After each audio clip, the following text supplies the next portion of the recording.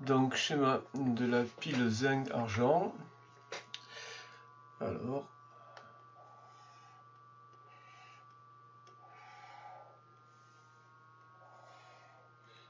les deux récipients, les deux solutions,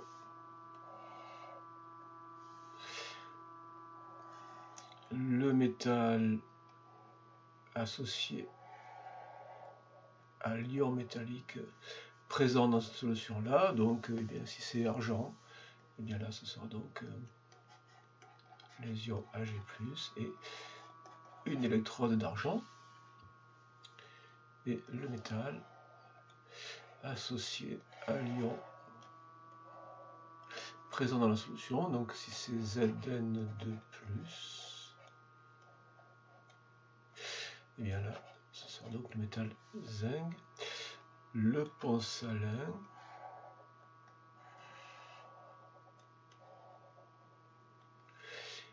et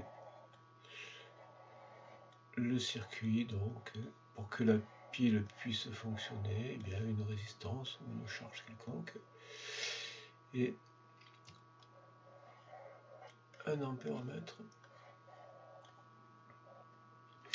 Ceci évidemment étant facultatif pour la constitution elle-même de la pile. La pile peut exister sans qu'elle ait besoin de fonctionner. Les demi-équations se produisant aux électrodes. Alors, comment savoir? Eh bien, lors du fonctionnement de la pile, voilà l'indication, lors du fonctionnement de la pile, l'ampéromètre indique que le courant électrique circule de l'électrode d'argent vers celle de zinc. Donc ça veut dire que le courant, le sens du courant, sens conventionnel, c'est donc de l'argent vers le zinc.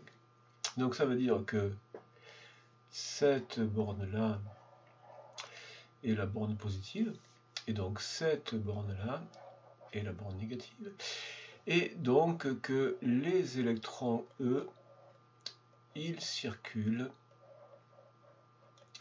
dans ce sens, donc ils sont émis par le zinc, par l'électrode de zinc, donc ils sont produits par le zinc. Et donc si le zinc fournit des électrons, c'est que le zinc est oxydé, et donc l'équation, la demi-équation, est Zn donne Zn de plus 2 électrons, et donc de l'autre côté, eh bien, ce sera au contraire la réduction des ions argent. Ag plus électrons donne Ag. La réaction d'oxydoréduction globale de fonctionnement de la pile, eh bien, on fait donc la somme membre à membre de ces deux demi, en veillant à ce que le transfert d'électrons porte sur le même nombre d'électrons, donc ici 2, donc ici il faut que on multiplie cette demi-équation là par 2, donc ce sera 2Ag plus Zn donne 2Ag plus Zn de plus.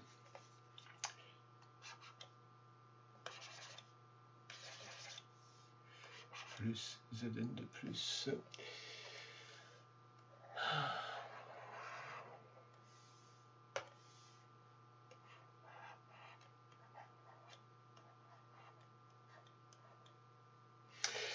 Donc, aqueux, solide, aqueux. Donc la réaction précédente a pour constante d'équilibre 10 puissance 52. Le critère d'évolution est-il cohérent avec l'observation expérimentale? Alors pour savoir ça, eh bien, il faut calculer le quotient de réaction initiale. Alors, le quotient de réaction initiale, c'est donc QRI égale la concentration en ion Zn de plus, les atomes, l'argent pris à 1 et au dénominateur la concentration en ion Ag+, au carré. Donc initial. Est-ce qu'on a les concentrations? Et donc on a comme concentration la même concentration pour les deux espèces d'ions. Les deux sont à 0,20. Donc ici 0,20 mol par litre. Ici 0,20 mol par litre au carré. Et donc ça fait 1 sur 0,20 et donc ça fait 5,0. On compare avec la constante 10 puissance 52, évidemment c'est très inférieur à la constante, donc la réaction doit se produire en sens direct, donc dans le sens de formation de Zn de plus, c'est-à-dire avec les signes observés tels qu'on les a écrits comme ça. Les concentrations varient-elles? Et oui, évidemment. Donc, puisque dans la demi-pile du zinc, on va avoir production d'ions Zn de plus, alors la concentration en ions Zn de plus va augmenter. Et dans la demi-pile de l'argent, les ions argent sont consommés, donc la concentration en ions argent diminue. Comment est assurée l'électroneutralité de chaque solution? Eh bien, on a la circulation dans le pont salin, la circulation des ions dans le pont salin. Le pont salin, c'est des ions nitrate et des ions potassium, donc ici potassium, donc des ions potassium et des ions nitrate. Eh bien, au cours du fonctionnement, les électrons, donc toutes les charges négatives circulent en sens anti-horaire ou sens trigonométrique. Donc ça veut dire que les ions nitrates, eux, ils vont circuler comme ceci. Et donc les charges positives, eux, en sens horaire, donc les ions potassium, eux, vont circuler et les ions potassium vont venir rejoindre la solution ici. On peut aussi expliquer la migration des ions, évoquer la migration des ions Zn2+, qui sont produits, qui eux aussi vont avoir tendance à migrer par l'intermédiaire du pont salin. Bon, c'est minoritaire, par l'intermédiaire du pont salin, dans le sens horaire, dans le sens du courant électrique, comme toutes les charges positives. Sans compter les ions qui sont associés aux ions argent et aux ions zinc dans les demi-piles, qui eux aussi sont susceptibles de circuler. Donc la neutralité des solutions est assurée par la migration des ions à travers le pont salin. Donc des ions dans le pont salin, des ions nitrates vers la solution ici, des ions potassium vers la solution de l'argent, et puis des ions zinc en direction du pont salin, et des autres ions évidemment qui accompagnent les ions zinc et les ions argent.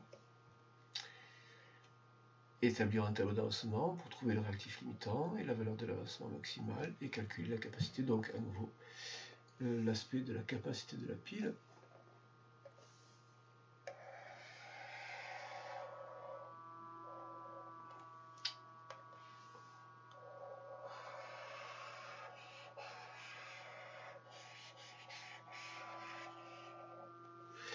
Pour le tableau d'avancement,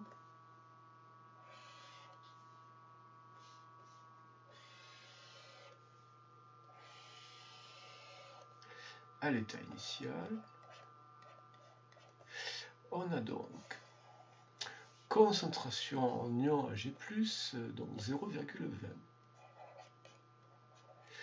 mol par litre.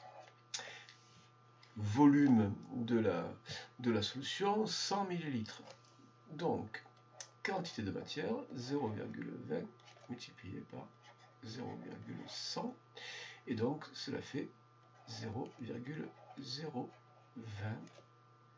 mol. Donc les quantités de matière en mol.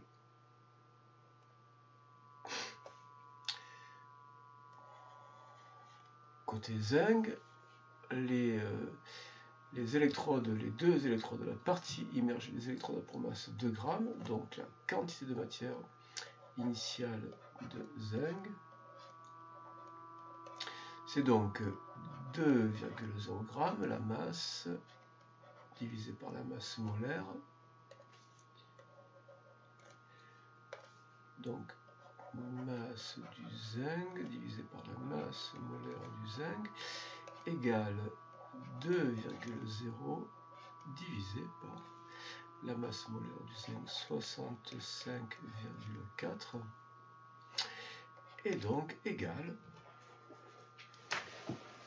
on a 0,0306, 0,0306, alors à deux chiffres, donc 31, donc 0,031.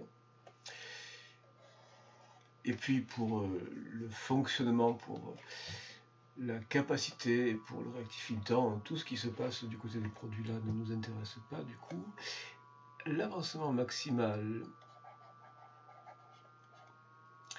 sera défini par soit la quantité de matière d'ion argent est nulle, donc cette quantité est égale à 0,020 moins 2x max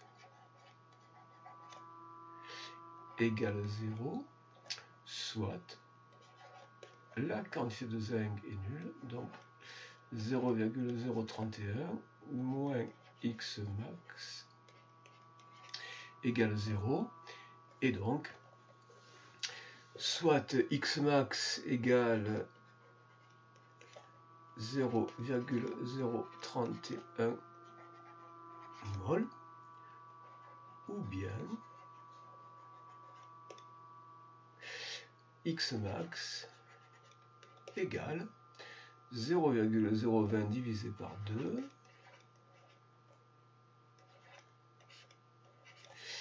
égale 0,010 mol. Naturellement, on prend la solution xm, la valeur de xm la plus petite, donc c'est bien celle-ci qui est correcte, ce qui veut dire que ce sont les ions argent qui sont le réactif limitant. Donc on va pouvoir calculer la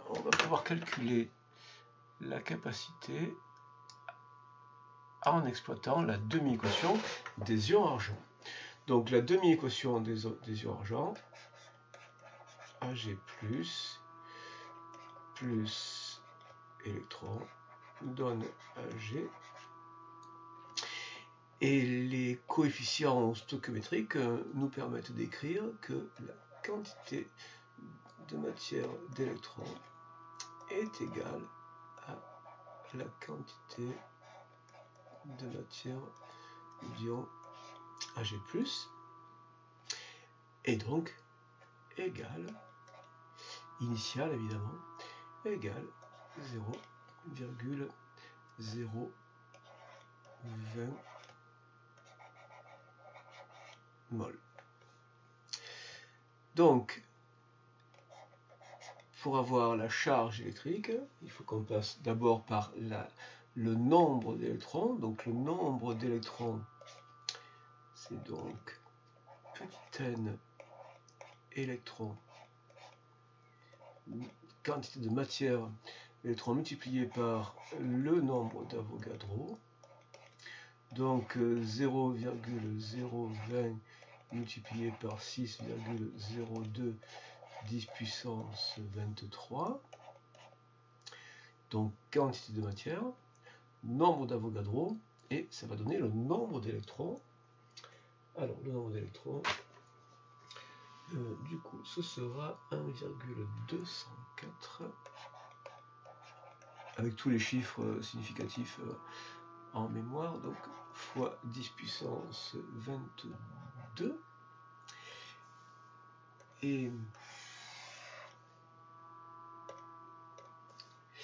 Et donc, la charge électrique maximale qui va pouvoir être fournie par cette pile, c'est donc, puisqu'il y a 1,210 puissance 22 électrons, c'est 1,6 10 puissance moins 19 coulombs pour chacun de ces électrons. Donc, petite e, la charge élémentaire, fois le nombre d'électrons, et donc 1,6 fois 10 puissance moins 19 fois 1,204 fois 10 puissance 22. Et donc on obtient à la fin, on revient à deux chiffres significatifs, 1,3 fois 10 puissance 3 coulombs. Voilà la capacité maximale de la pile